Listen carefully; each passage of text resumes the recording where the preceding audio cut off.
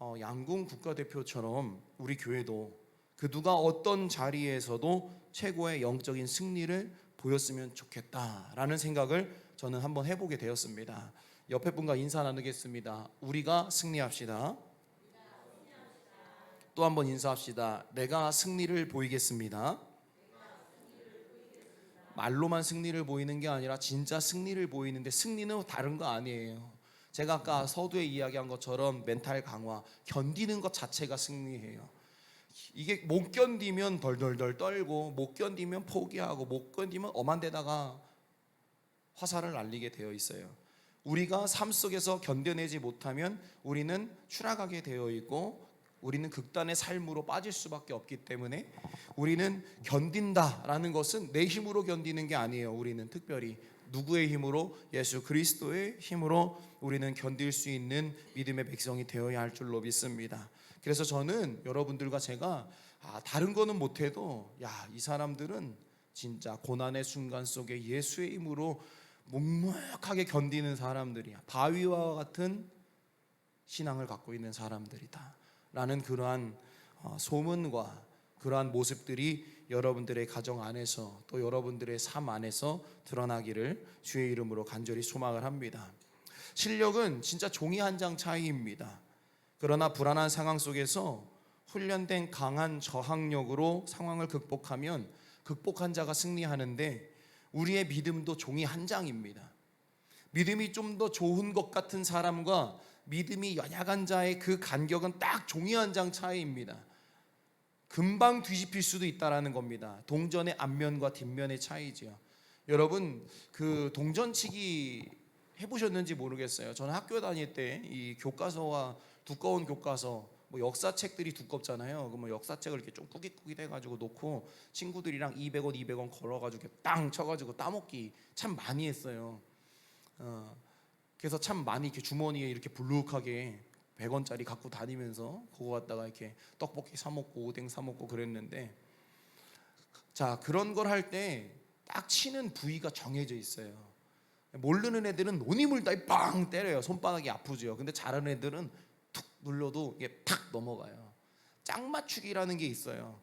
이렇게 4개를 놓고 6개를 놓고 이렇게 짝을 딱 맞춰서 앞면 뒷면 짝을 딱 맞추면 가져가는데, 이것도요, 끝을 치는 기술이 있고 비껴 치는 기술이 있고 온팡지게 때리는 기술이 있거든요.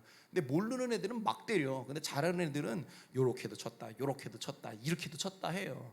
저희 요렇게 쳐가지고 많이 따먹었어요. 그럴 때 애들이 그래요. 비법이 뭐냐?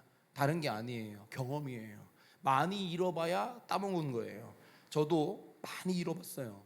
무언가 감각이 깨우치기 시작하니까 무서운 변화가 온다라는 것을 저는 이미 꼬마 때 느꼈어요. 그리고 중학교 올라가서 요 동전 따먹기를 하면서 저는 깨달았어요. 그런데 그걸 한참 잃어버리고 있다가 이 말씀을 준비할 때 순간 머릿속에 싹 스쳐 지나갔어요. 그렇구나. 훈련을 하면 이 모든 여건 가운데 수많은 시선을 견딜 수 있는 힘이 생기면 무언가 다른 능력을 보일 수 있구나라는 것을 깨닫게 되죠. 사랑하는 성도 여러분, 우리는 이제 믿음 생활을 하면서도 우리는 아까 얘기했었던 그 상황을 견디는 능력, 우리는 이것들을 이제는 경험하면서 직접적으로 우리의 삶 속에 적용을 시켜야 합니다. 우리의 믿음의 생활은 믿음이 쌓아 나아가는 과정입니다. 그리고 주님 앞에 엎드리고 간절히 구하며 기도와 말씀으로 나를 다스려서 하나님의 계획대로 나아가는 믿음의 백성의 삶을 살아가는 것이 이게 믿음 생활이지, 믿음 생활이 성경책 들고 딱 예물 들고 그냥 교회 나와서 앉았다 가는 게 믿음 생활이 아니에요. 여러분, 우리가 교회에 성경책 들고 뭔가 내가 속해 있는 기간 예배 드리고 내가 속해져 있는 무언가에서 헌신 봉사하고 그냥 예배 드리다가 가는 것이 신앙생활이라고 한다면 우리는 한참 신앙생활의 본질을 놓치고 있는 겁니다. 신앙생활은 뭐냐? 다른 게 아니에요. 하나님의 계획대로 믿음의 백성이 되어져 가는 과정을 살아가는 것이냐? 이게 신앙생활이에요. 근데 우리는 여태까지 이 사람 신앙생활 잘해요, 출석률 100%야, 뭐가 100%야, 우리는 이러한 이야기로 믿음 좋아요 얘기하잖아. 이건 믿음이 좋다는 것보다 종교생활이 완전한 거예요. 그런데 이것도 나쁜 건 아니에요. 왜? 얼마나 은혜가 넘치고 뜨거움이 있으면 안 빠지겠어요. 하지만 그게 의가 되면 그의 믿음을 한번 되짚어 보자라는 거예요. 더 중요한 건 뭐냐? 하나님의 계획대로 지금 나아가고 있냐? 하나님의 계획대로 내가 지금 다스려지고 있냐? 하나님의 계획대로 내가 다듬어지고 있느냐라는 거죠. 제가 참 이 강단 위에서 많이 얘기하는 것 같습니다. 뭐냐 하면 다듬어지고 다스려지는 게 뭐냐? 아주 간단하다라는 거예요. 가정 안에서 나를 가장 잘 아는 사람들이 내 믿음을 보고, 그리고 손가락질할 정도가 되지 않을 정도로, 그래도 나의 모습을 보고 신뢰할 정도로 이 모습만큼은 인정할 수 있다라고 우리가 가정 내에서 인정될 수 있는 신앙인으로 살고 있느냐? 이게 참 중요해요. 왜? 교회에서는 다 은혜롭거든요. 바깥에서는 다 멋지거든요. 다 헌신적이거든요. 근데 가정에서는 전혀 그와 반대의 모습으로 있다라면 우리는 과연 이게 하나님의 계획하신 믿음의 가정을 꾸리는 것 중에 믿음의 기둥이라고 할 수 있는 내가 온전한 하나님의 백성으로 그 자리에 있는 것일까라는 물음표를 던져본다면 나는 거기에 있어서 부합하지 못한 삶이잖아요. 그래서 우리는 그 부분에 대한 고민이 참으로 많이 필요하다는 것을 누차 강요했던 것 같습니다. 왜냐하면 제가 그런 기도를 정말 빼먹지 않고 매일매일 제가 하는 기도 중에 하나예요. 하나님, 우리 아이가, 하나님, 내 아내가, 또 내 아버지가 그래도 나름대로 얘가 하나님 앞에 열정적으로 살고 있구나 라는 것을 이야기했었을 때 웃기시네라는 얘기보다는 맞아, 그러한 모습이 있지, 이러한 이야기를 들을 수 있는 아빠요, 남편이요, 아들이 되기를 소망하는 마음으로 아침마다 일어나서 저를 놓고 기도할 때 그 기도가 제일 먼저 기도하는 기도 중에 하나예요.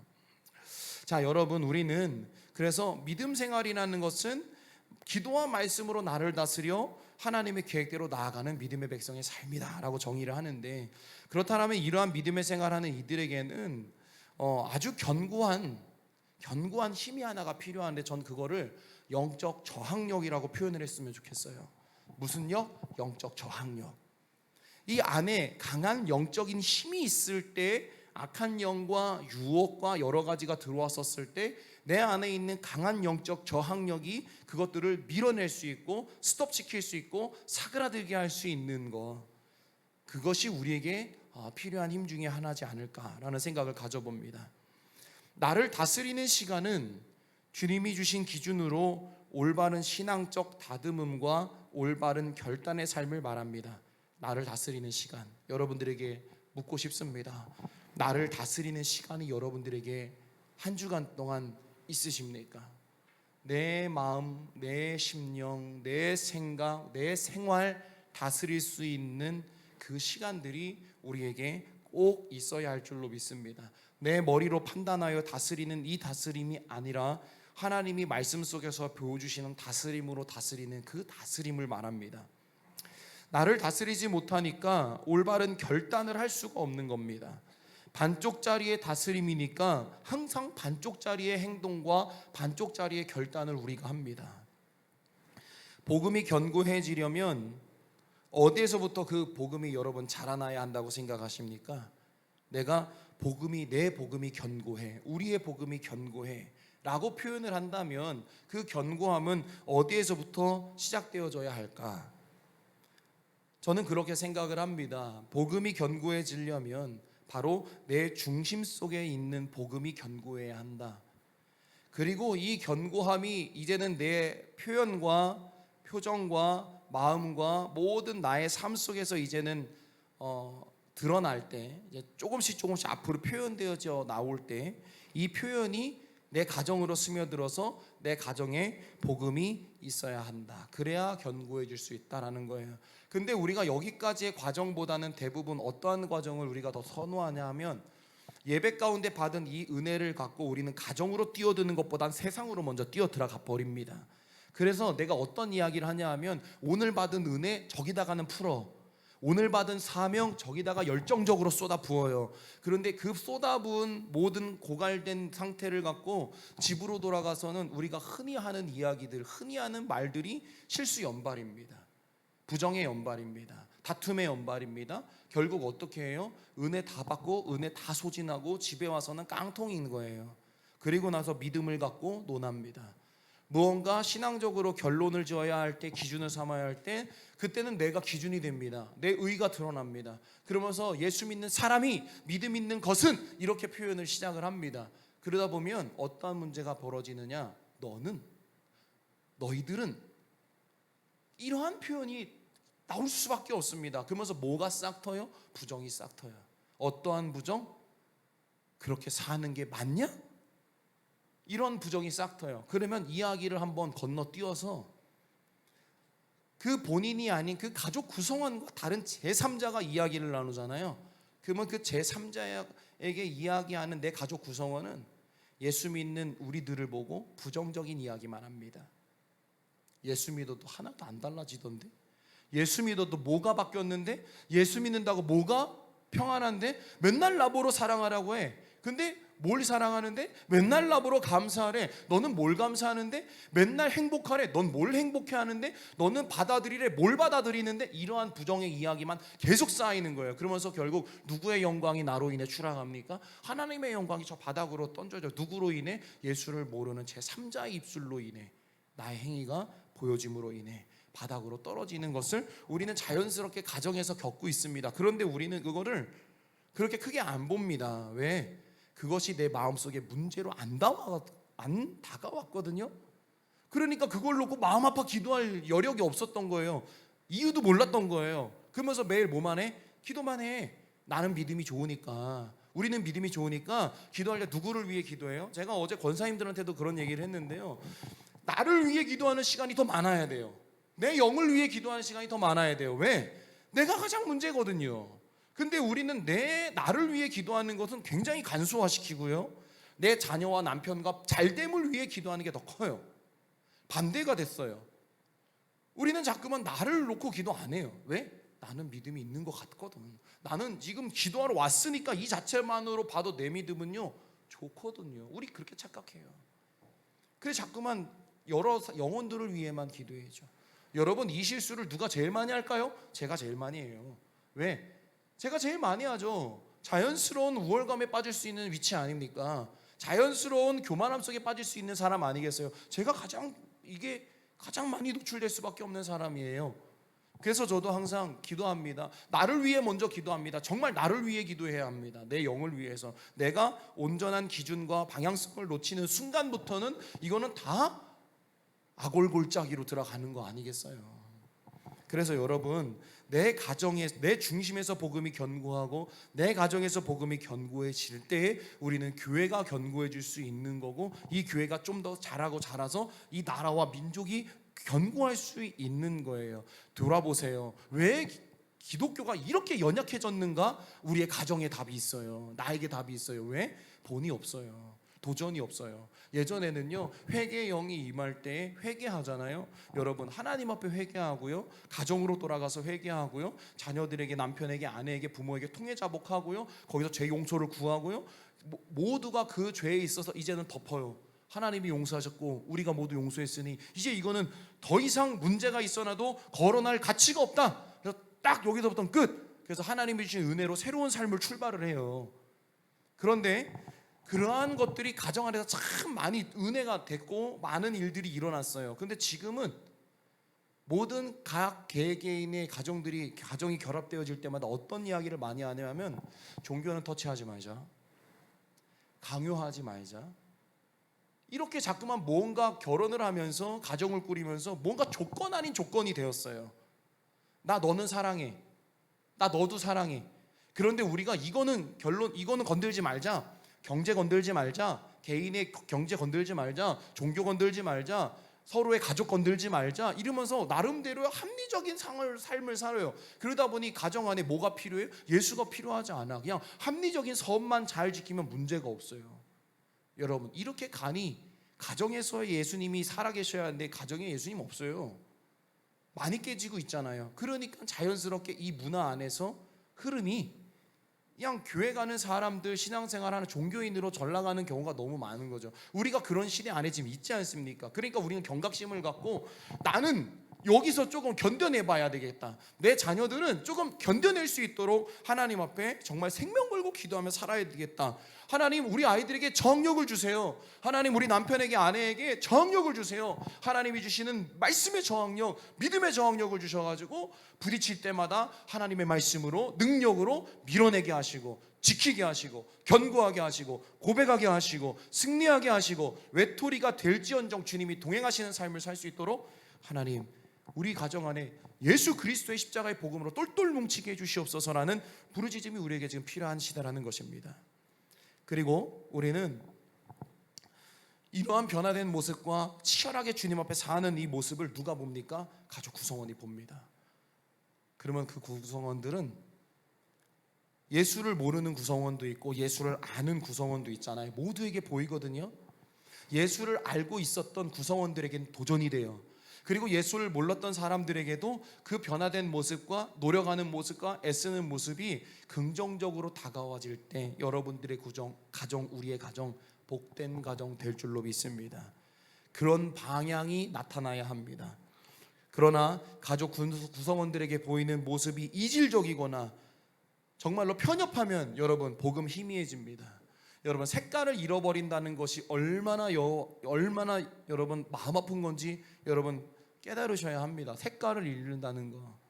여러분들은 색깔이 다 있으십니다. 또 우리에게 하나님이 주신 색깔이 하나 있습니다. 바로 그리스도의 색깔입니다. 이 색깔이 무의미해지기 시작하면 여러분, 우리는 세상에다가 이렇게 내려놨었을 때 아무 색이 없습니다. 사람들이 검정 색깔, 뚱뚱하면 검정 색깔 옷을 많이 입거든요. 저도 검정 색깔 계열 옷을 많이 입어요. 근데 어느 날 옷을 살 때 이번에 제가 바지를 하나 샀는데 완전 하얀 바지를 사기는 조금 날라리 같고, 그리고 조금 베이지를 사자니 조금 우중충한 것 같고, 그러니까 화이트와 베이지의 딱 중간인, 이게 어떻게 얼핏 보면 하얀색인데 자세히 보면 하얀색이 아닌 바지를 샀거든요. 근데 그 바지를 딱 사서 저는 입었는데 너무 마음에 드는 거예요. 난 너무 신나. 샀던 바지, 뭐 사고 싶은 바지 샀으니까. 그런데 누가 그러더라고요. 뚱뚱한 사람은 하얀 바지 입으면 더 뚱뚱해 보인다고. 저 마음이 상했어요. 아니, 누군 뚱뚱해지고 싶나? 자꾸만 입이 땡기는 걸, 자꾸 열심히 먹는 걸 나도 내가 싫어요. 근데 자꾸 하얀색 바지를 딱 입고 싶은 마음은 있잖아. 그래서 샀어. 근데 안 이쁘대. 근데 나는 거울을 보는 내 모습을 보니까 이뻐요. 그래서 다음 주부터 이제 입으려고, 제가 지금 자신감이 떨어져가지고 걸어놓고 입을까 말까. 어제 입고 오고 싶었는데 못 입었어요. 그래서 이제 월요일부터 이제 휴가 기간이니까 입을 일은 없을 것 같고, 다음 주 토요일 날 내가 흰 바지를 입어야지 딱 마음을 먹고 있는데, 입고 있는데 자신감을 불어넣어줘야 되는데 자신감을 안 불어넣어지니까 의기소침해졌어요. 근데 이거와 다르게 제가 이제 라식을 2019년에 했어요. 라식을 하고 이제 눈이 빛번짐이 좀 있단 말이에요. 야간에 운전을 할 때 백미러로 뒤에서 오는 차가 이 거리 감각이 예전하고 달라가지고 제가 차선 변경을 야간에는 잘 안 해요. 거의 그냥 그 차선을 쭉 가는데 이게 너무 불편해가지고 제가 이거 불편하다 했어요. 근데 어제 안경점을 갈 일이 있어서 이렇게 가다가 사모님이 저한테 이런 안경이 있대라는 얘기를 하는 거예요. 그래서 와, 때는 이때다. 그래가지고 안경점 아저씨한테 가가지고, 사장님 혹시 이 눈 빛번짐을 막아주는 안경이 있을까 했더니 그분이 딱 데리고 가더니 드라이버용 이 렌즈를 딱 보여주면서 검사도 해보고 했어요. 그랬더니 야, 끼니까 빛이 왜 이렇게 번졌던 게 좀 덜 번지더라고요. 야, 이거 해야 되겠다. 그래서 사모님을 딱 봤죠. 내가 해야 될 것 같다고. 하라고 해서 했어요. 근데 이제 양심이 있잖아요. 렌즈가 이제 비싸더라고요. 그 렌즈가. 그래서 좀 양심이 있어가지고 싼 테를 딱 샀죠. 근데 싼 테를 봤는데 10,000원짜리 테는 너무 싼 티가 나고 너무 이렇게 굵고 안 이뻐. 그래서 조금 이제 좀 동글뱅이로 좀 착해 보이고 싶어가지고 동글뱅이에 좀 큰 안경을 제가 이제 끼고 싶었거든요. 그래서 이제 30,000원대로 쓱 가가지고 30,000원대에서 이렇게 알아보고 있었어요. 근데 거기에 너무 쏙 마음에 드는 안경이 있어요. 제가 안경을 많이 썼잖아요. 근데 나 얄쌍한 안경만 썼었잖아요. 그래서 동그란 안경을 딱 꺼내가지고 여러 개를 보다가 이미 마음의 결정은 내렸어. 얘를 딱 꼈는데요, 너무 마음에 드는 거예요. 이거다. 사람이 이렇게 잘생겨 보일 수가 있느냐, 이렇게 착해 보일 수가 있는가, 야 씨발 이러면서 제가 안경을 이걸 하겠습니다 하고 딱 안경을 줬어요.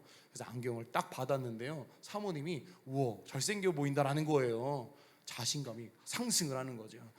그래서 안경점에, 그거 드라이버 안경인데요, 평상시에 써도 상관이 없다니까 안경을 받으면 이렇게 안경통에 넣고 주머니 넣고 가잖아요. 안경을 다 꼈어. 잘생겼다니까. 안경 끼고 어제 도로를 딱 걸으면서 왔어요. 그러면서 혼자 흡족한 거죠. 계속 거울을 봐, 계속 유리를 봐. 와 잘생겼네, 마음에 쏙 드네. 그리고 왔거든요. 집까지 왔는데 안경을 안 벗고 있더라고요. 제가 그냥 자신감이 이런 거예요. 충찬하니까 막 올라가. 오늘도요 자연스럽게 안경 끼고 왔어요. 안경 끼고 교회까지 왔어요. 운전할 때도 안경 껴, 여기 있을 때도 안경 껴. 대집사님 들어오셨는데도 내가 안경 끼고 있었거든요. 건사 집사님이 웬 안경이에요? 네 이거 드라이버용 안경이에요. 원래 여기까지 오고 싶었거든요. 안경 끼고 자랑하고 싶어가지고. 근데 다들 웬 안경을 끼셨어요? 또 뭐 구구절절 설명해야 될까봐 설명은 이제 설교 때 하고 내일부터 껴야지라는 마음에 이제 왔는데, 여러분 뭔가 잘하고 있다, 잘생겼다, 이쁘다, 오늘 왜 이렇게 좋아라는 그 긍정적인 희망을 심어주잖아요. 그럼 저처럼 힘이 생겨요. 그러니까 항상 뭘 할 때마다 목사님 좋은 것 같아요. 뭘 할 때마다 아무개야 좋은 것 같아. 신랑이 뭐 한 거 할 때마다 아이고 이러지 말고 야 좋은 것 같아요 여보. 좀 언밸런스하면 어때요? 언밸런스하면 신랑이 위아래 색깔 바꿔 입고 가면 어때? 그래도 괜찮은 것 같대 물어봤을 때는 괜찮은 것 같은데 긍정적인 도전이야. 그러면은 자기가 알아요. 나가서 입어보고 들어오면 이상한가? 그 다음부터 시켜도 안 입어. 근데 왜 자꾸만 나가기도 직전에 아유 이 사람아 옷을 그렇게밖에 못 입냐 하면 다음부터 신랑이 어떻게 해? 옷 입을 때마다 나 뭐 입어? 이러고 서 있지. 그죠? 그러니까 좀 냅둬요. 자유를 줘. 그러면 긍정적으로 새로운 힘이 생기잖아요. 믿음도 마찬가지예요. 실수한다고 맨날 뭐라 하지 말고 연약하면 연약한 것대로 유지해 주되, 근데 분명한 건 얘기해 줘야 돼요. 이 옷은 웃을 수도 있잖아요. 근데 신앙은 그럴 수도 있지 하는 순간에 죽을 수도 있어. 그래서 신앙은 아주 지혜가 필요한 거예요. 긍정적으로 이야기하되 본질을 이야기해 줄 수 있는, 그게 목사님 방법이 뭐예요? 그게 나도 몰라. 난 여러분들이랑 같이 아침부터 저녁까지 안 살아봐서 몰라요. 여러분들이 어떤 삶의 스타일이신지 난 절대 몰라요. 왜? 안 살아봤잖아요. 같이 밥을 안 먹어봤잖아요. 뭘 좋아하시는지 뭘 안 좋아하시는지 나 몰라. 어떻게 해야 돼요? 같이 산 사람은 알잖아요. 그럼 하나님께 지혜를 구하지요. 하나님, 저 지금 이야기를 들을 때 분명히 저거는 신앙의 타협점인데 하나님 어떻게 지혜롭게 말할 수 있고 어떻게 본질을 갖고 이야기할 수 있을까요? 만약에 말이 어렵다면 하나님 내 행위를 통해 그 본질을 이야기할 수 있는 지혜를 구합니다 라고 주님께 지혜를 구하며 다가갈 때 주님이 그걸 보시고 뭐라고 하겠어요? 네가 알아서 해 이러시겠어요? 아니죠. 주님은 계속 그 고민을 쌓아가고 있는 자에게 주님은 말씀하실 겁니다. 어느 순간에. 그럼 그것이 우리의 뭐가 돼요? 준비된 하나님의 말씀, 준비된 지혜가 될 수 있다라는 것입니다. 여러분, 우리가 정말로 예수 안에서 잘 살지 못하면 모든 비난과 조롱과 핍박은 부메랑으로 우리에게 돌아오는데요. 사도 바울이 얘기했지요. 회당에서 이런 복음을 전했어요. 43절의 말씀을 보니까 사도 바울이 이렇게 복음을 전했지요. 회당의 모임이 끝난 후에 유대인과 유대교에 입교한 경건한 사람들이 많이 바울과 바나바를 따르니 두 사도가 더불어 말하고 항상 하나님의 은혜 가운데 있어야 권하니라 라고 이야기를 했어요.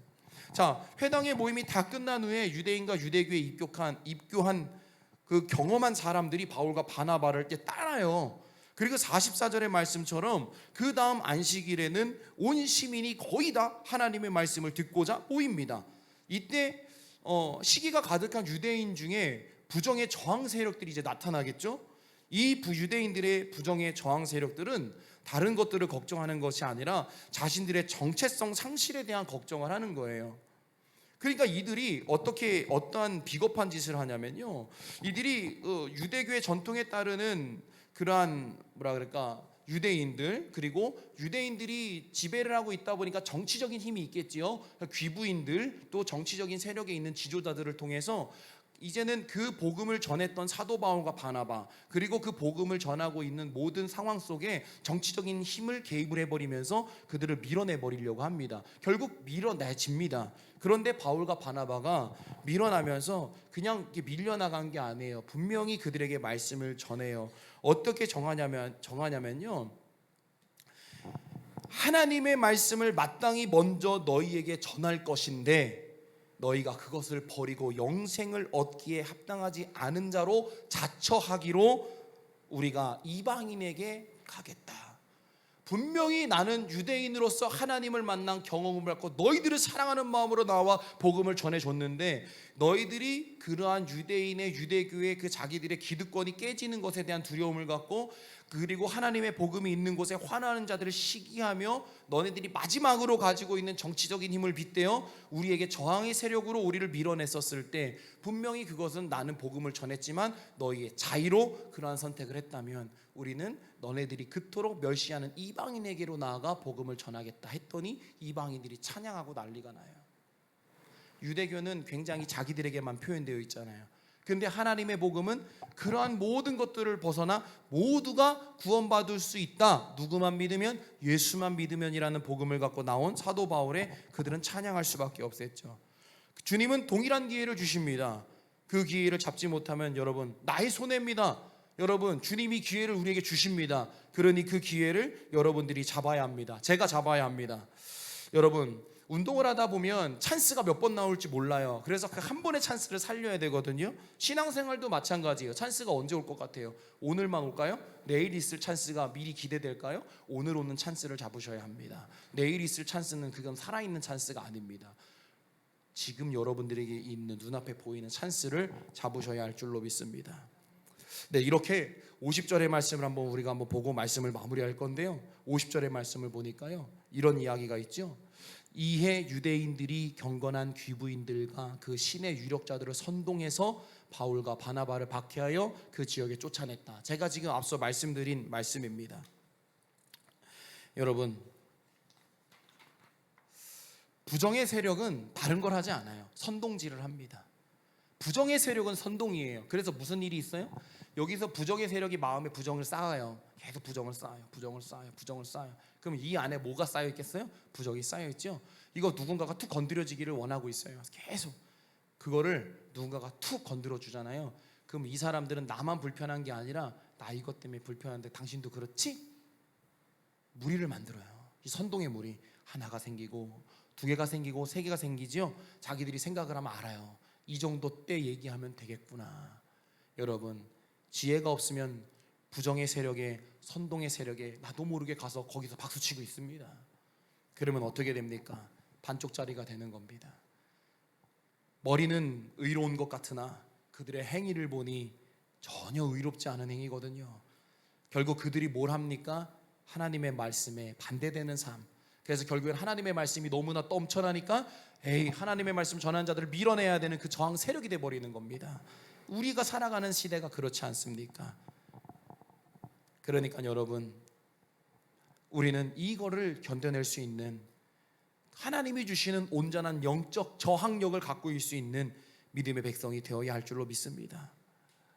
그래서 우리는 아직 능숙하지는 못해도 하나님 앞에 주님, 당신이 주시는 확신과 당신이 주시는 말씀과 당신이 주시는 십자가의 진리가 내 안에 살아있어서 이걸 갖고 이 땅에 살 때에 하나님 분명하게 기준을 내릴 수 있는 믿음을 우리에게 더하여 주시옵소서.